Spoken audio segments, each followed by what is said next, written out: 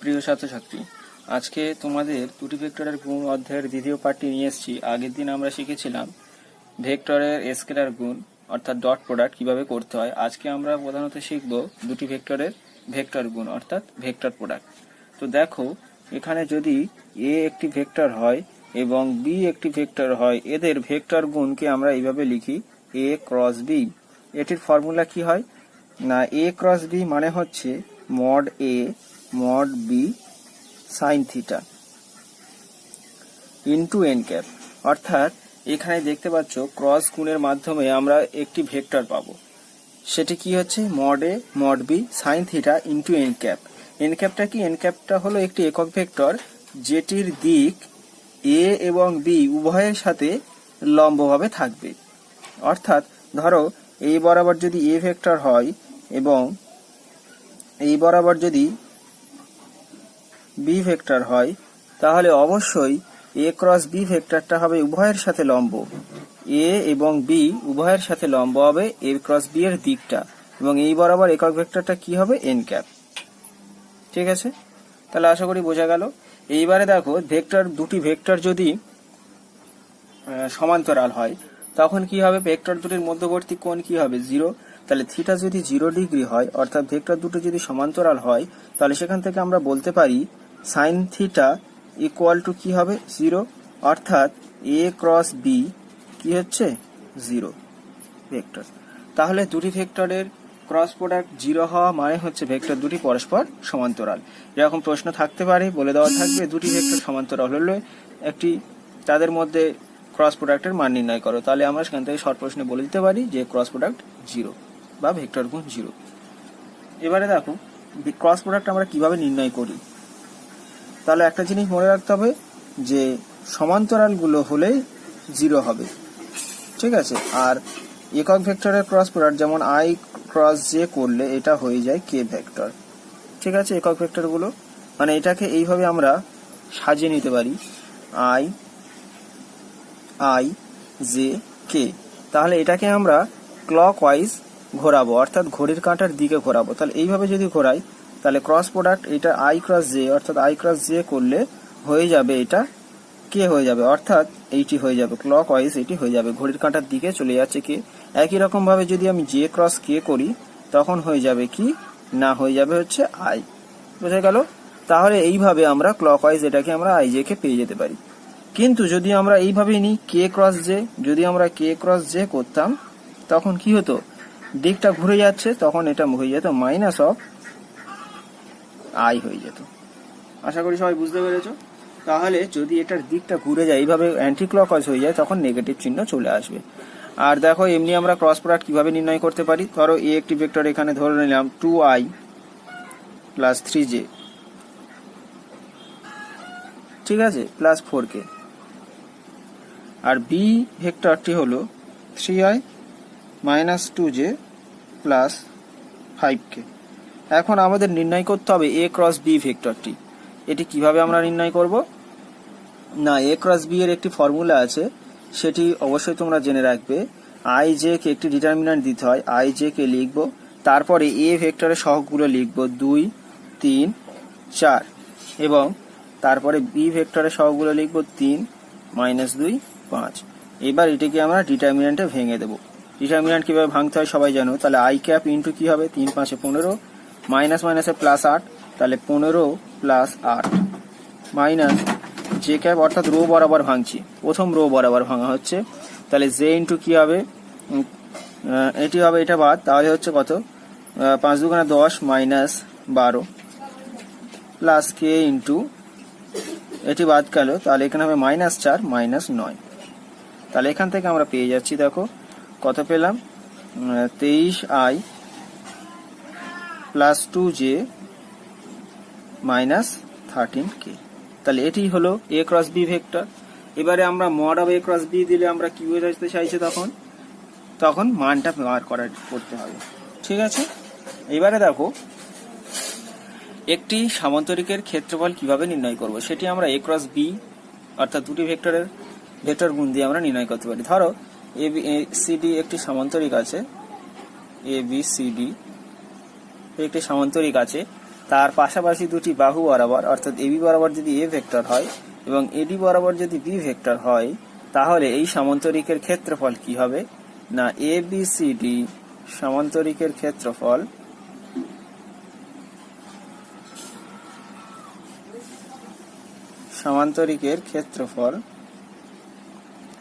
ক্ষেত্রফল হবে কিছুই না মড অফ A ক্রস B।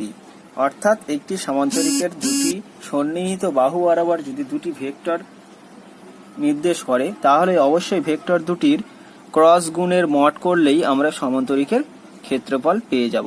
এবং যদি আমরা এই সামান্তরিকটা দুটো খণ্ডে আমরা ভাগ করতে পারি, অর্থাৎ দুটি ত্রিভুজে ভাগ করতে পারি, তাহলে একটি ত্রিভুজের ক্ষেত্রফল কি হবে সামান্তরিকের ক্ষেত্রফলের অর্ধেক। তাহলে এখান থেকে আমরা বলে দিতে পারি ABD ত্রিভুজের ক্ষেত্রফল ABD ত্রিভুজের ক্ষেত্রফল হবে হাফ অফ A ক্রস B, মড অফ A ক্রস B।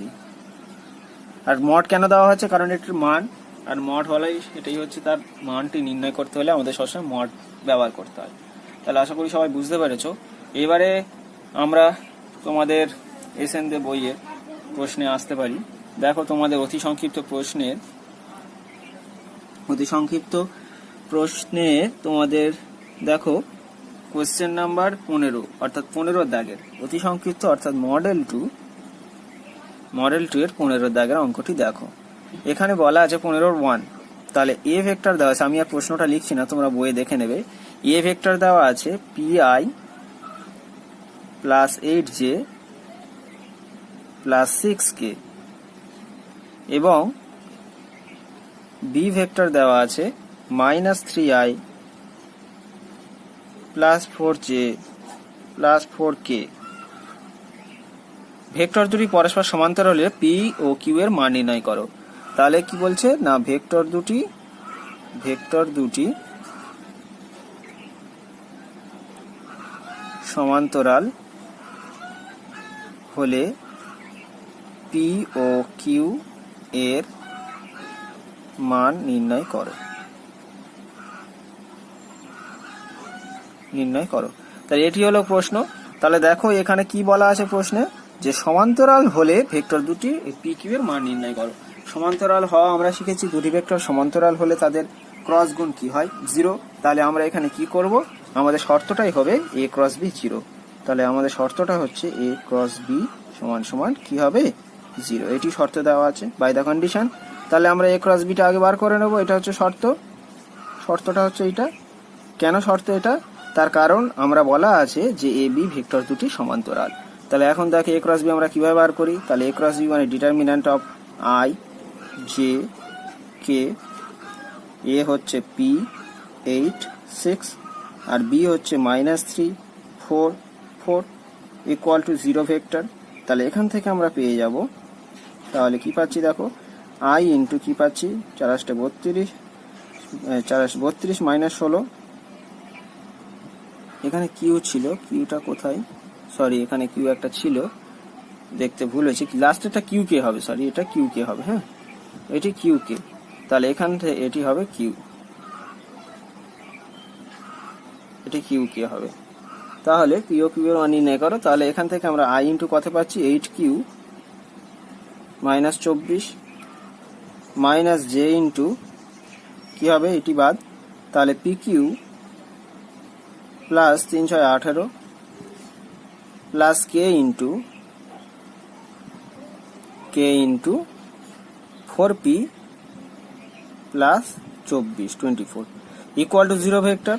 তাহলে আমরা এইবারে যদি এদিকে J এবং এদিকে K সবগুলো তুলনা করি, তাহলে 0 ভেক্টর মানে কি 0I 0J 0K। তাহলে অতএব আমরা কি পেয়ে যাচ্ছি 8Q -24 ইকুয়াল টু 0। তাহলে এখান থেকে কত পেয়ে যাচ্ছি Q ইজ ইকুয়াল টু 24/8, অর্থাৎ মান পেয়ে গেলাম 3। তাহলে Q এর মান পেলাম 3। আর এখান থেকে দেখো Q এর মান যখন এই K সহগটা যদি করি, তাহলে 4P প্লাস 24 ইকুয়াল টু 0। তাহলে এখান থেকে আমরা পেয়ে যাচ্ছি P ইজ ইকুয়াল টু -24/4, অর্থাৎ হচ্ছে -6। তাহলে পি এর মান পেয়ে গেলাম -6। তাহলে আশা করি সবাই বুঝতে পেরেছে কিভাবে করতে হলো। সমান্তরাল দেওয়া থাকলে আমরা সরাসরি চলে যাব যে ভেক্টর দুটির ক্রস প্রোডাক্ট 0। ঠিক আছে, তো চলো এরপরে আমরা আরো কিছু অঙ্ক করি। তোমাদের দেখো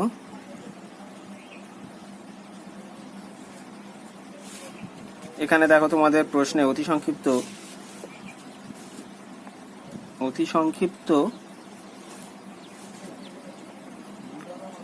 17 অতি সংক্ষিপ্ত 17 এক একটা কিছুই না, শুধু সূত্র ফেললেই অঙ্কগুলো হয়ে যাবে। দেখো অতি সংক্ষিপ্ত 17 অর্থাৎ মডেল 2 এর 17। তাহলে মডেল 2 এর 17 কি বলছে, 17 1। ঠিক আছে, এখানে বলা আছে যে এ ভেক্টর দেওয়া আছে 6i plus 2j minus 3k, B vector দেওয়া আছে 4i minus j minus 2k।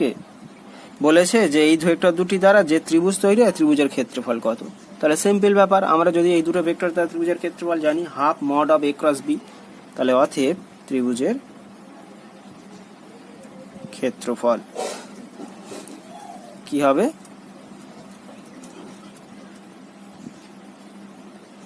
ত্রিভুজের ক্ষেত্রফল half of mod of a ক্রস b।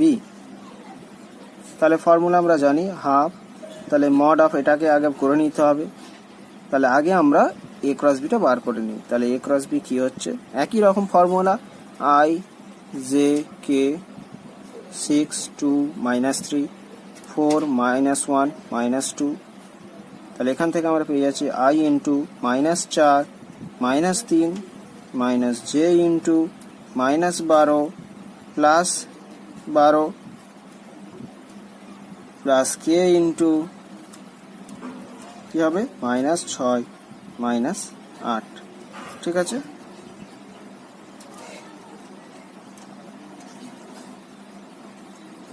তো দেখো তাহলে এটা আমরা কত পাচ্ছি -7i প্লাস 0 যে হবে, কারণ প্লাস 12 মাইনাস 0 -14k।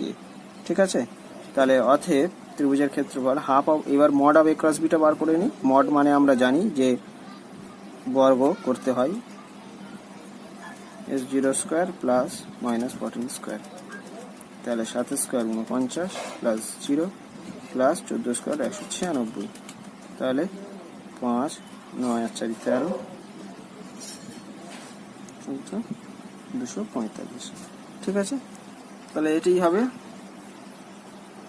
তাহলে অতএব ত্রিভুজের ক্ষেত্রফল কি হচ্ছে, তাহলে 6 2 -3 4 -1 -2 -4 -3 -12 +12 -6 -8। ঠিক আছে, তাহলে অতএব ত্রিভুজের ক্ষেত্রফল এখানে করেছে, তাহলে কি হবে হাফ অফ √245 একক বর্গ একক। বোঝা গেল? তাহলে এটি হলো অ্যান্সার।